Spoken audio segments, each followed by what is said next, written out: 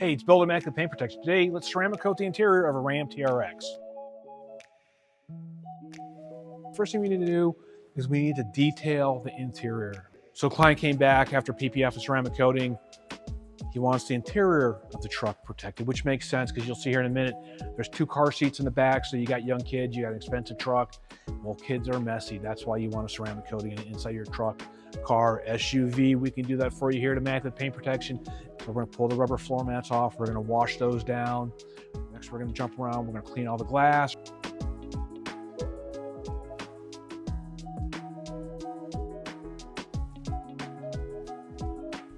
We're gonna vacuum the truck out.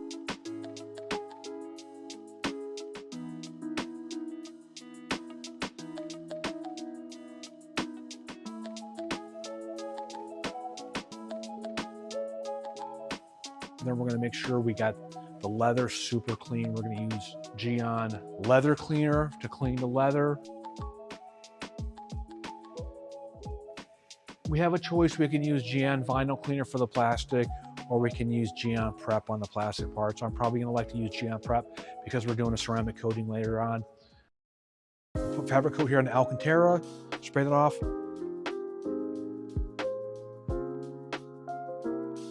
We want to make sure that we wipe off any of the overspray on the plastic here. So we're going to wipe that off now at this point too. So we're doing the interior coating on this TRX because George, he's got a young family, he's got some active kids. He wants to spend his time taking the truck camping, he wants to spend the time with his kids. He doesn't spend 3-4 hours inside detailing the truck out. The ceramic coating is going to help him keep the truck cleaner for longer, and when he does have to clean it up, it's going to be so much easier to clean up. So what am I doing now? Look, I could tape all this off. I've tried it before. And you tape it all off and you still kind of coming back and rubbing it all off, or rubbing it off, catching the overspray. So this is the most effective way I've found it.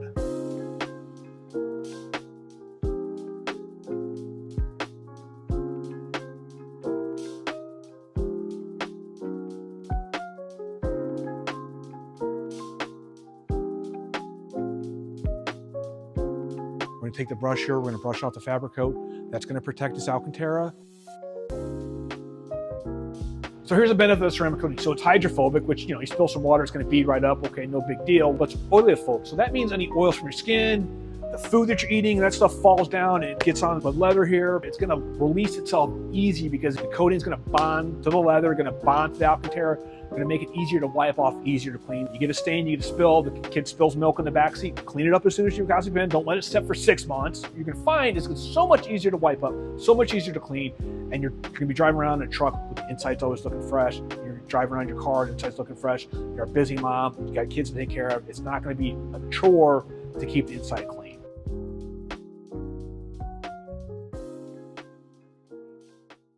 Now comes the fun. So let's start applying the ceramic coating. So we're applying the ceramic coating to the leather seats here. We're gonna let that flash off. That means just wait a couple minutes for the carrier solvents to evaporate. I know when we apply the coating here, it looks like it's wet. People go, oh my gosh, that's gonna be super glossy like the bad old days of Armor All. If you're old enough to remember Armor All, it's gonna flash off, it's gonna dry off. The nice thing about the Geon leather shield is not gonna change the appearance. It's not gonna make any glossier, any duller if it's installed correctly. Now that's the big caveat. We're taking our time, we're doing the job right. We have one chance to install the coating correctly. If we install it, we walk away, we left too much material on there, we're gonna use the towels, we're gonna wipe it down with the towels. Everything's good to go now. Now we can move on.